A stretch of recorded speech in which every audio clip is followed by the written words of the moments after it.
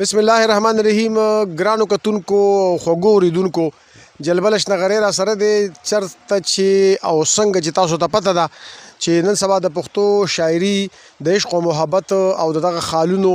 او دغه رواجونو نه تاویږي.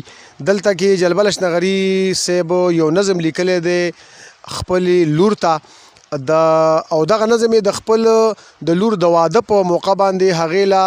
د ډیر زیات د جهیز په ځای باندې دغه یو نظم ورکړی دی. غواړو به چې جلبل اشنغري سره دغه نظم شریک کړي د پاره زموږ د ټولو پښتنو او د پاره زموږ د هغه جنو چې هغې پردي کالي ته ځي او هلته کې د هغې ژوند چې کوم دی د یوې بلې مرحلې سره آشنا کیږي. نو غواړو چې جلبل اشنغري سره دغه نظم شریک کړي. دا د ټولو پښتنو پیغلو لپاره او په خصوصي طور د هغه پیغلو لپاره کم چې واده کیږي او د خواښې کور ورته یو جهنم ښکاري یا ورته یو بو بلا ښکاري. نو دغه نظم به راسره جلبل اشنغري چې کوم دی شریکوي. جی جلبل اشنغري صاحب ډیره مننه. اوریدونکو دا نظم ما خپلې لور ته د رخصتۍ په وخت باندې یو څو شعرونه لیکلي دي. هغه زه تاسو ته وایم کیدای شي چې د نورو پښتنو جنو هم په کار شي. دا شعرونه دي چې ای د اورونو نه کشر نازنینې لورې ما ته د خپله ځانه ګرانه یې نیازبینې لورې ستا جدایي د دومره ګرانه څه ویلی نشم دا خپل زخمي زړګی چاته ښودلی نشم او رخصتوم دې لورې یو لاس دې په سر ایږدمه چېرته کې ونچوي دا بل په خپل ځیګر ایږدمه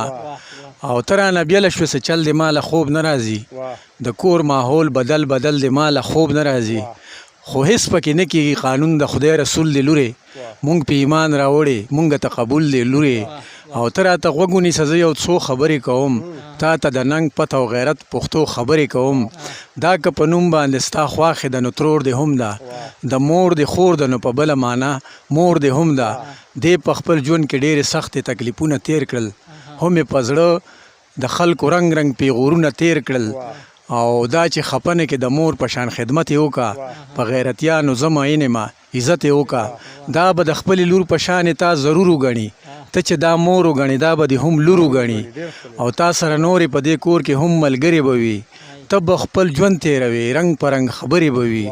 د زمانې په مطابق دغه یوریانې ګڼه خو داسې نه د لورې دا خپلې خوریانې ګڼه او لیور که شل ځله سور اور دې ته یې قدر کوه او کله ناکله به غصه کوي خو صبر کوه او د خپل خاون حکم د هر څه ناول دی لورې او په باب د ښځې د خاون مقام افضل دی لورې بغیر د خدایه عبادت که د بنده کېدلې اول د ښځې خپل خاون ته به سجده کېدلې په هر حالت کې د خاون رضا ته ګوره لورې پس له خاوند د باقي دنیا ته ګوره لورې ژوند به دې ښه تېرېږي لمسه چې د چا نه منې هم به د مور هم به د رور هم به زما نه منې او د شریعت خلاف خبره خو بیخي مه منه هم د خاوند هم د بل چا ښځې سړي مه منه او خبرې ډېرې دي خو لورې بس خوشحاله اوسې او زه به خوشحاله یم چې ته همیشه سیاله اوسې او زما یقین دی چې زما شمله به اسکه ساتې د پښتني پت او غیرت جنډه به هسکه ساتې جلبل دا څو خبرې تا ته د عبرت کړي دي ټولې لورې ستا د مور په مصلحت کړي دي. واه جی واه ډېر مزیدار ډېر ښکلی جي ډېر ښه جلبل صاحب دغه نظم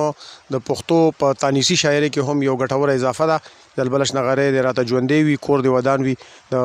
صاحب الله درمان صاحب هم ډېره مننه چې دومره ښکلې موقع موږ له راکړل او د درمان ټي وي په شیشه باندې تاسو سره موږ شریک هم شو او تاسو ته مخاطب هم شو د ټولو کور ودان وي. ډېره مهرباني د الله په امان.